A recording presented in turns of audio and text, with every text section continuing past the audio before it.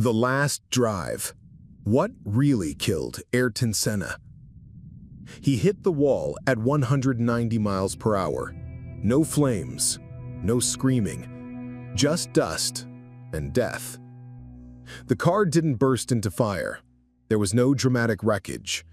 Yet something felt instantly, unmistakably wrong. The marshals sprinted, the medics followed, and the silence that hung over the Imola circuit wasn't the silence of anticipation, it was the silence of death. Welcome back to the Cherrywood Conspiracy Files. I'm just a random guy. No credentials, no fame, just someone trying to connect the strange dots this world leaves behind. Simon and Rachel Burge are off filming something much less grim than what we're diving into today. You can check out their brilliant work at www.cherrywoodpro.com.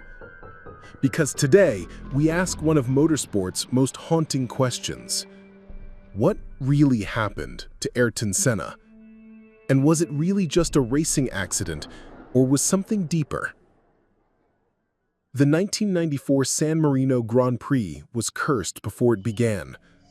On Friday, Rubens Barrichello, Senna's young Brazilian compatriot and protege, launched off a curb and into the air, slamming violently into the barriers.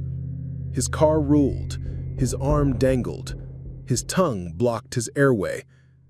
Emergency crews saved his life. Senna visited him later in the hospital. He was clearly shaken. But things got worse. On Saturday, Austrian rookie Roland Ratzenberger died during qualifying. His front wing failed at 190 mph, and he had no chance. Senna saw it happen. It was the first driver death during a Formula One race weekend in over a decade. He sat alone in the Williams motorhome. He cried. He contemplated quitting. Still, the race would go on. On Sunday, Senna got up early and went to the track. He called his girlfriend, Adriane. He asked for silence in the drivers' meeting and pushed for the reformation of the Grand Prix Drivers Association to improve safety. He was seen unfurling an Austrian flag in his cockpit, a flag he never got to use. He planned to wave it for Ratzenberger if he won. That's the kind of man he was. The start of the race was chaotic. Pedro Lamy collided with J.J. Leto at the green lights, sending debris into the crowd and injuring spectators. The safety car came out, a road-going Opel Vectra, not fast enough to keep the tires and brakes of an F1 car at optimal temperatures. Senna led from the restart. He pulled away with Michael Schumacher chasing behind in the Benetton. On lap 7, it happened. As he approached Tamburello, a high-speed left-hand kink that drivers had long warned about, his car didn't steer. It didn't even twitch. It just went straight. The Williams smashed into the concrete wall.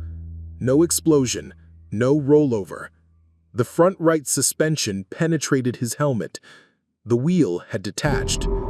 The telemetry showed brake pressure and frantic steering inputs. He was trying to save it. The crash, at nearly 190 miles per hour, was instant. The world held its breath. Track marshals were the first to reach the wreck. His head was tilted. His eyes blinked once, and then nothing. A pool of blood formed beneath the car. The medical helicopter took him to Maggiore Hospital in Bologna. Despite every effort, he was declared dead at 6:40 p.m. The official cause: basilar skull fracture from a suspension arm impact. The front of the car shattered and flung a metal rod through the cockpit and into his helmet. But questions piled up. The steering column had been modified just before the race. Senna had complained that the wheel felt awkward. Williams engineers cut and welded the column to give him more space. The weld cracked, possibly under the stress of cornering forces and vibration. Yet telemetry showed that Senna was still steering. That raised eyebrows. Could a cracked column have still transmitted input? Or did it break after the impact? Some experts claim it fractured only when the car hit the wall, not before. And what about those cold tires? During the safety car period, the slow speed may have caused tire pressures to drop, reducing ride height. The undercarriage could have scraped the ground at Tamburello's bump. With reduced grip and a sudden jolt, the car could have snapped out of control. It wasn't just a technical mystery, it was a political one too. Formula One was in the middle of a major rules overhaul. Electronic aids like active suspension, traction control, and ABS were banned that year to make driving more pure. Senna had voiced concerns. He believed some teams, particularly Benetton, were cheating. He said the cars were harder to handle, less predictable. He had clashed with FIA President Max Mosley about safety and enforcement.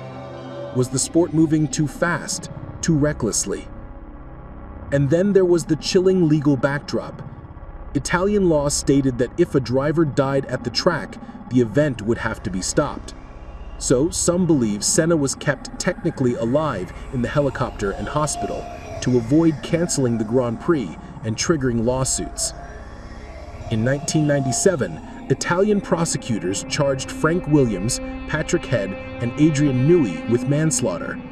They claimed the modified steering column failed due to poor workmanship. The trial lasted years. All were eventually acquitted, but doubts lingered. In the aftermath, Formula One changed forever. Cockpits were redesigned, crash structures strengthened, helmets and hands devices became standard. The GPDA was reinstated, and Senna's death became the last straw that forced real safety reforms. But the man himself, Ayrton Senna da Silva, left behind more than a safety legacy. He left behind passion, complexity, spirituality, a fierce national pride. Millions mourned in Brazil. His funeral was a national event. The streets overflowed. He was more than a driver. He was the soul of a sport. So, what really killed Ayrton Senna? Was it a broken steering column? Was it cold tires and a bumpy track? Was it politics, arrogance, blind ambition? Or was it just fate? I don't have the answer. Maybe no one does. But I do know this. Senna died doing what he loved, leading the race in pursuit of perfection. And maybe, just maybe, his death wasn't as simple as we were told. I'm just a random guy, but I think the greatest driver in history deserves every question asked. Thank you for listening to the Cherrywood Conspiracy Files. Simon and Rachel will be back soon. Until then, keep questioning.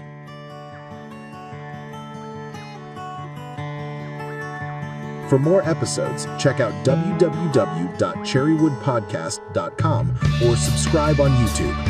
If you liked this episode, share it, rate it, or send in your theories. And remember, legends never truly die.